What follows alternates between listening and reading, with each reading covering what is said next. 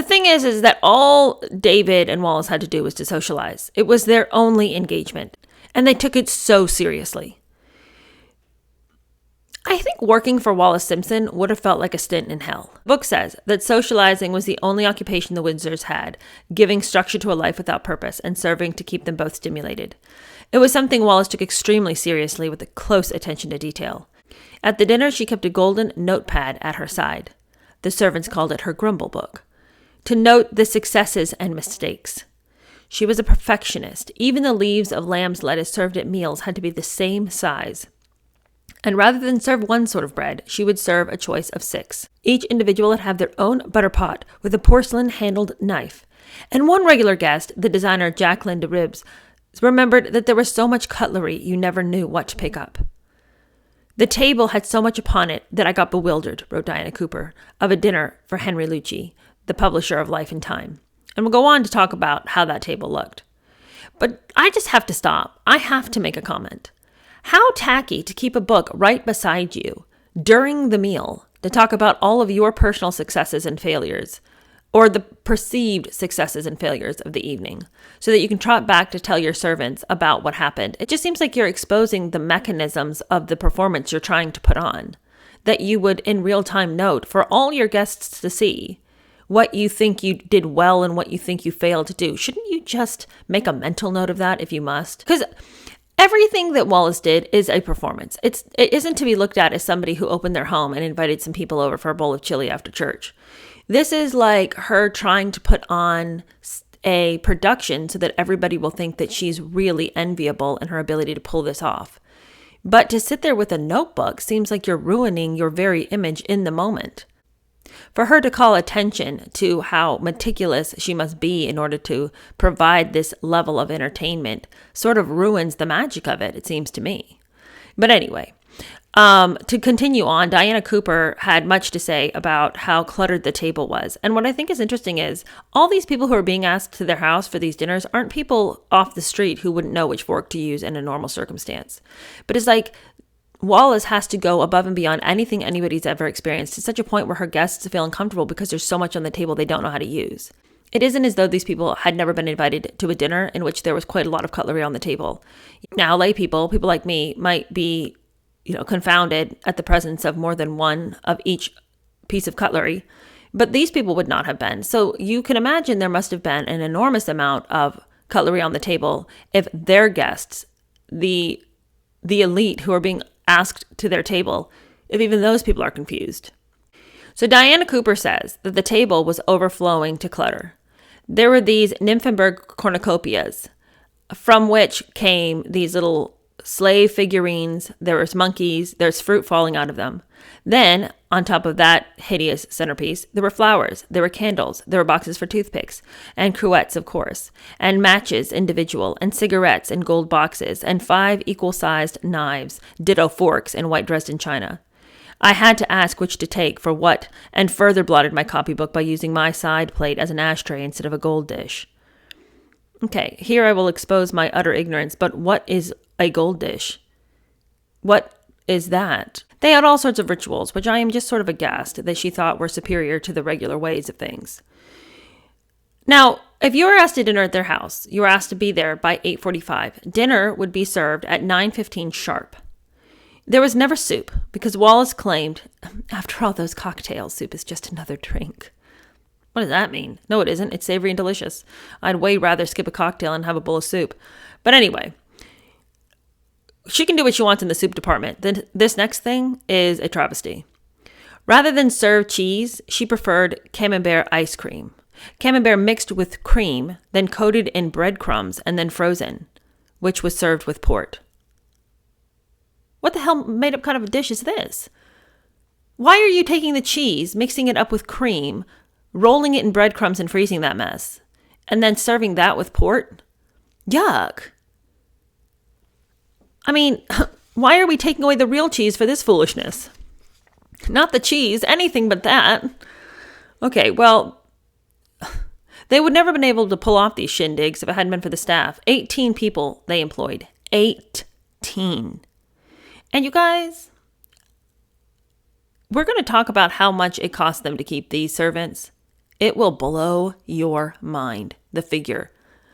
Okay, but to give a rundown of who's putting on this show.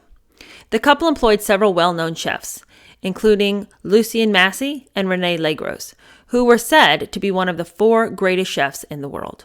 Beneath the chef was an assistant, 2 kitchen boys, and a pastry cook.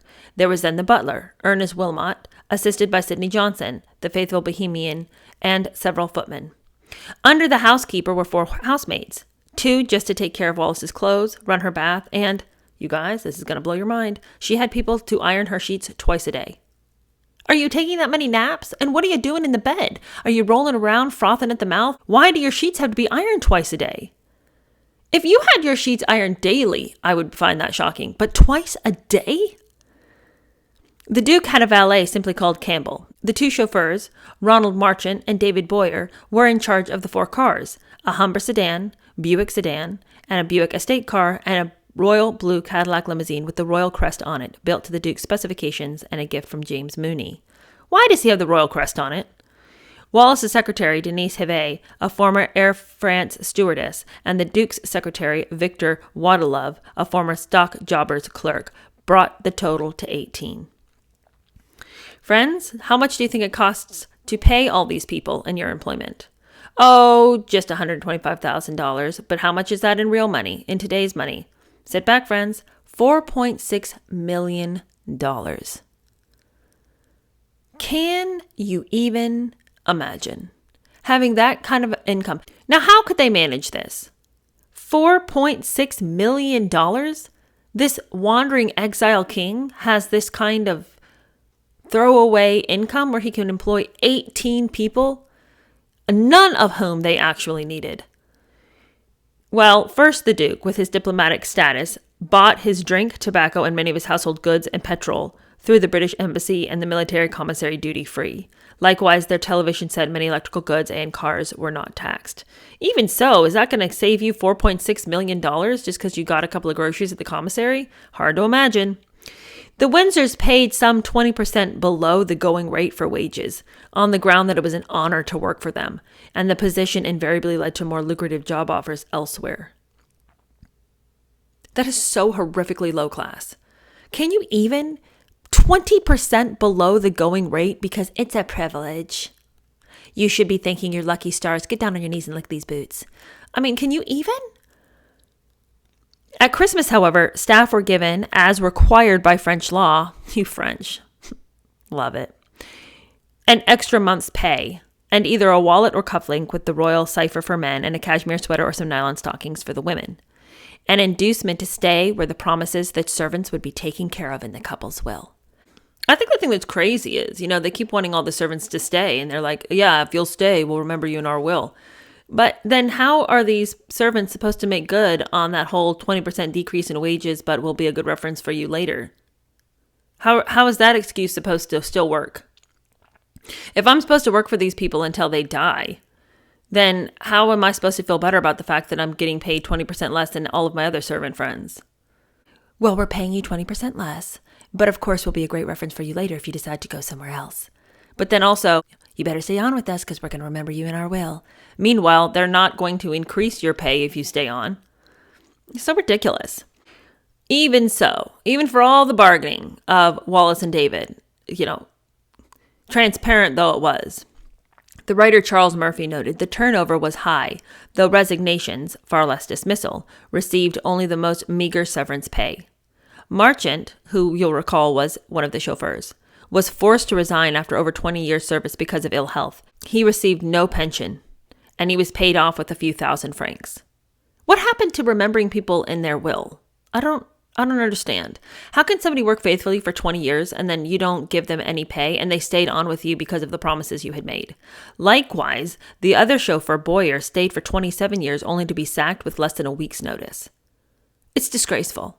How can you treat your staff like this? 27 years and 20 years these guys worked.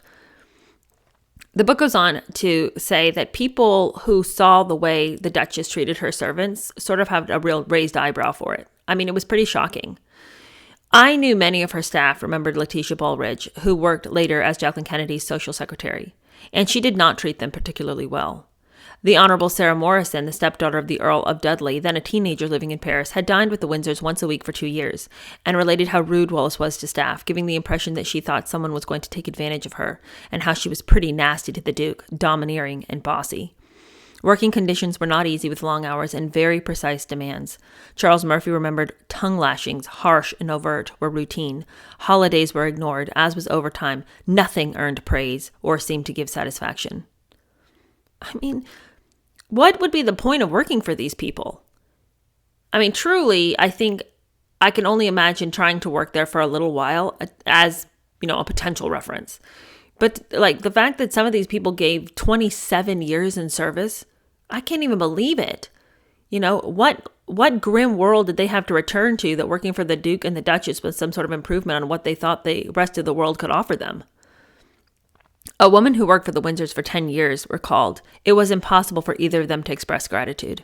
Their servants were made to feel that they were anything but indispensable. The Duke and Duchess were doing them an honor by having them around.